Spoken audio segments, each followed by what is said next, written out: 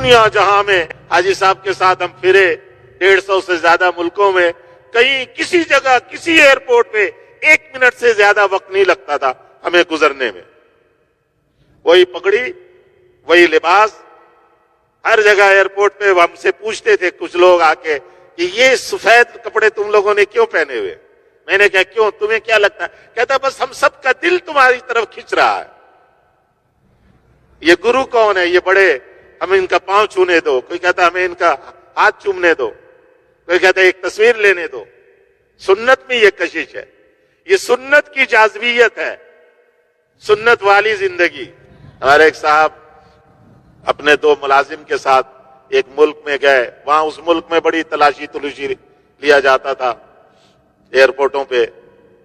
تو وہ 2 ملازم جو ہے وہ اس ملک کے لباس پہن کر اور بار بار اپنے مالک سے کہیں کہ صاحب آپ بھی اگر ہماری طرح لباس پہن لیتے تو اچھا ہوتا، آپ کی وجہ سے ہمیں وہاں تاخیر ہو جائے گی. وہ مالک جو ہے شلوار کرتا اور ٹوپی، داڑھی بھی اس کی پوری تھی. وہ کہے یار اللہ مالک ہے، کوئی بات نہیں. یہاں سے جاتے ہوئے اس نے حاجی صاحب سے کچھ دعائیں وغیرہ پوچھ لی تھی. حاجی صاحب نے دعائیں بتلا دی تھی کہ یہ دعا پڑھتے رہنا. وہ اپنا دعائیں پڑھتا گیا. کہتا ہے جب وہاں ہم پہنچے، وہ ہر تھوڑی دیر بعد آ کے کہیں کہ صاحب آپ اگر لباس بدل لیتے، ہمارا والا ہمارے پاس ہے، ایک سوٹ پہن لیں.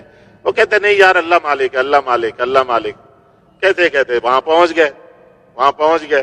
جب پہنچے تو اس نے کہانی سنائی کہ ایئرپورٹ پہ جب ہم لائن میں کھڑے تھے تو جو خاتون امیگریشن میں وہاں آگے بیٹھی ہوئی تھی، اس نے یوں لائن کو دیکھا تو دیکھتے دیکھتے میرے اوپر اس کی نگاہ ٹک گئی اور مجھے انگلی کے اشارے سے اس نے یوں کہا باہر ہو جاؤ، باہر ہو جاؤ. تو اب وہ جو میرے دونوں ساتھی تھے سوٹ والے، وہ ان کے مینیجر تھے اور ان کے پاس نیشنلٹی بھی کسی اور ملک کی تھی، پاکستانی نہیں تھی. اس کے پاس تو پاکستانی. کہنے لگا کہ وہ دونوں بڑے پریشان ہو گئے کہ وہ صاحب کو تو اب لے گئے، پتہ نہیں اب کتنا دیر اوور کریں گے. کہتے مجھے اس نے بلایا اور بلا کر جو ہے آگے اشارہ کیا آگے آ جاؤ. میں سیدھے سارے لائن کو کراس کر کے آگے گیا. اس نے کہا پاسپورٹ لاؤ. میرا پاسپورٹ دیکھا، مجھے دیکھا اور میرے پاسپورٹ پہ فوراً اسٹیمپ لگایا. کہتے جاؤ تم. میں وہاں سے گیا باہر، اپنا سامان جہاں بیگ تھا بیگ لے کر میں 2 منٹ میں باہر آ گیا. اور وہ میرے ساتھی سمجھ رہے ہیں مجھے کہیں لے گئے شاید. انہوں نے دیکھا میرا پاسپورٹ کہ ایک آدمی کے ساتھ مجھے بھیج دیا انہوں نے.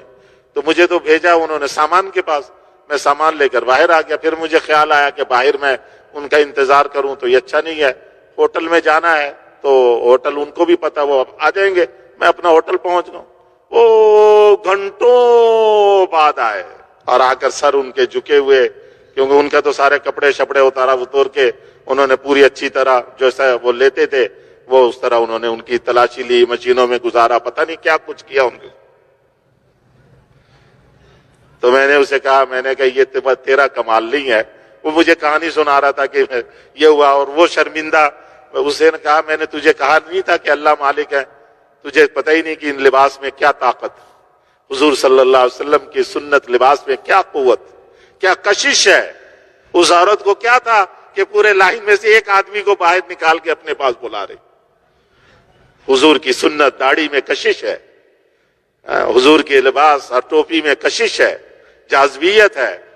یہ دلوں پہ قبضہ کر لیتی ہے.